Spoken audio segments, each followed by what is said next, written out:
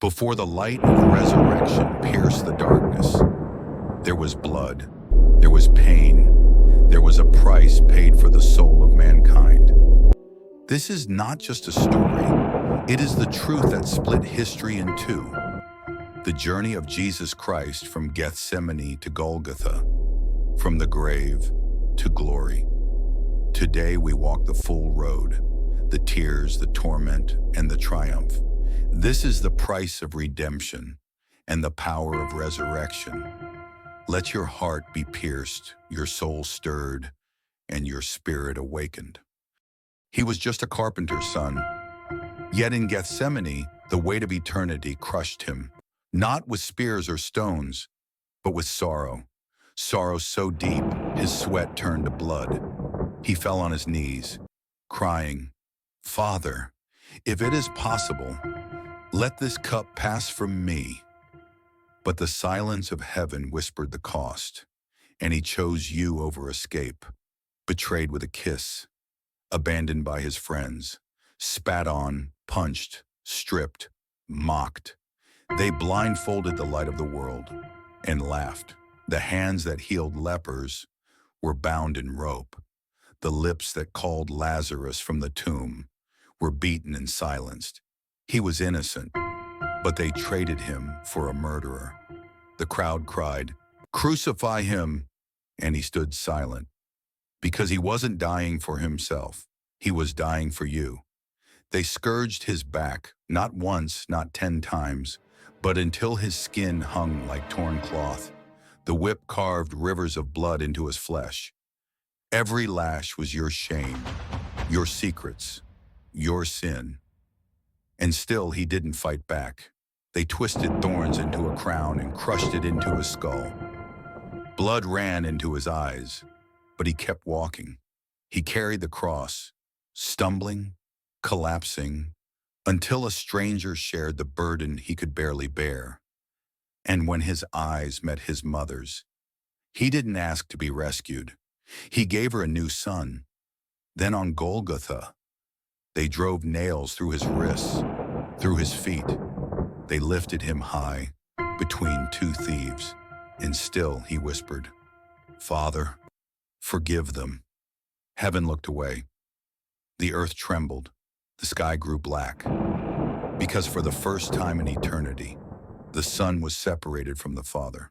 My God, why have you forsaken me?"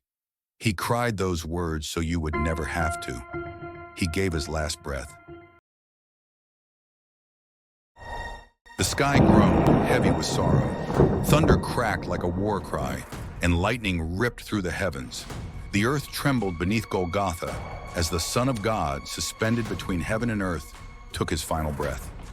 A deep silence followed, a silence so heavy it felt like creation itself was holding its breath. But this was not the end. Hell stirred. A colossal throne, built from the bones of the fallen, loomed over the abyss. The flames of torment crackled, casting grotesque shadows against the stone walls. Satan sat upon his throne, his towering figure shrouded in darkness, twisted horns curving like a crown of defiance. His eyes, glowing furious embers, burned with cruel satisfaction. In his grip, he held the key of death.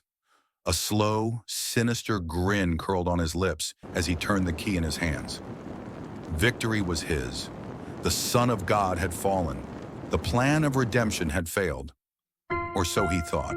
Hell itself shook. Demons shrieked, scattering like insects before a wildfire. The very walls of darkness cracked as Jesus descended, clothed in unapproachable light. His presence shattered the shadows, consuming the kingdom of death with divine radiance. Satan leapt from his throne, eyes wide with horror. "You!" His voice, once commanding, now trembled. Jesus stepped forward, unstoppable, unchallenged, eternal. His wounds still visible, yet they radiated power. His voice thundered, not in rage, but in absolute authority. "I am the resurrection and the life." The air vibrated with power. Satan stepped back. The King of Glory had come not as a captive, but as a conqueror. Satan gritted his teeth, his claws tightening around the key of death. He lunged forward, desperate to resist the inevitable. But his power was nothing in the presence of the risen one. With a single, swift motion, Jesus reached out, and the key of death ripped from Satan's grasp. The moment it left his hands, the chains of hell shattered. The cries of the captives turned into shouts of freedom.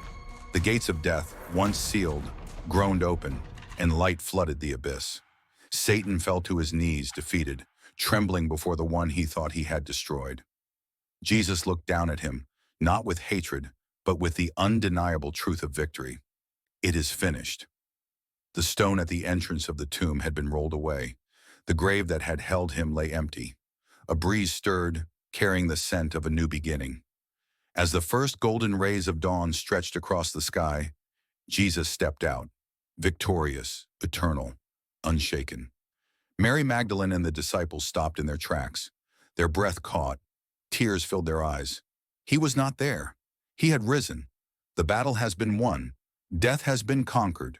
The grave has lost its power. Jesus declared, "I am the living one. I was dead, and now look, I am alive forever and ever, and I hold the keys of death and Hades." Revelation 1:18. Will you walk in the light of his victory? Will you stand with the risen King? The gates of mercy flung open, and now the blood-stained road from Gethsemane to Golgotha becomes the path back home for you. He saw your name, your pain, your sins, and still he chose the cross.